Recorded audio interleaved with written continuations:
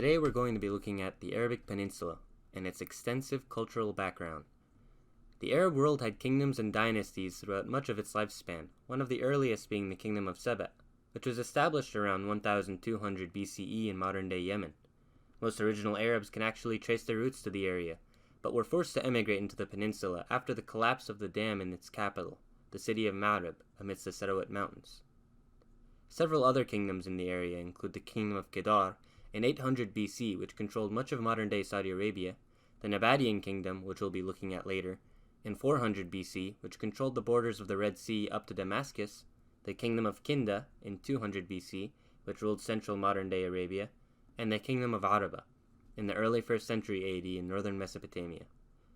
At the same time, there were also vast tribal territories and independent cities, each with strong influence, like Dumat al-Jandal, which was the previous capital of El-Qadar. Trade routes throughout the area were incredibly long, winding, and spread out, with many recent archaeological findings along it, including items from China and India, dating back well over 3000 BC. The Nabataeans were most famous for their stubborn placements of towns along the heart of these trade routes, amidst harsh environments even. They made use of complicated hydraulic engineering and had vast water storage systems with dams, cisterns, and water conduits, just to combat the arid climates and long drought seasons. This afforded them a monopoly on incense, myrrh, and spices, which all had to pass through it, since it controlled both access to the Red Sea and incoming north and south pre-established trade routes. The trade routes, however, were not just used in seldom with trade.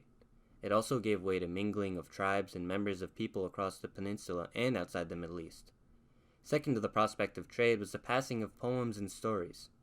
Poetry especially had established itself as a vital part of Arabic culture many thousands of years ago, and was very popular in open-air markets and trade hotspots.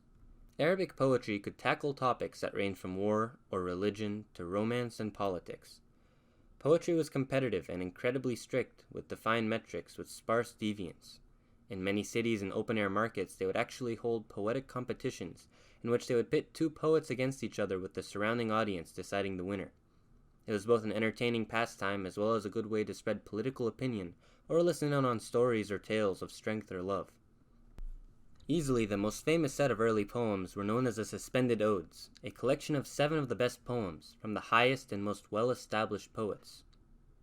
They were diverse in nature and ranged from a story of a man named Antara, with his biography he wrote entirely through poetry about his early life as a slave who fell in love with a princess, only to win her over after defending his village and being set free, all the way to a man named Al-Harith, who was able to save his tribe from a king by reciting a poem which made use of his quick tongue that was about lost love intertwined with flattery towards the king, which saved his tribe from his wrath.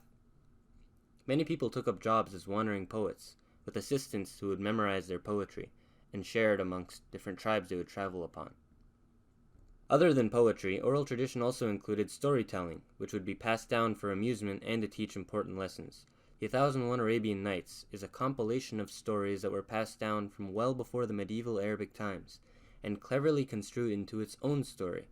1001 Arabian Nights actually follows the tale of a king who would marry a new wife each night and kill her the morning after.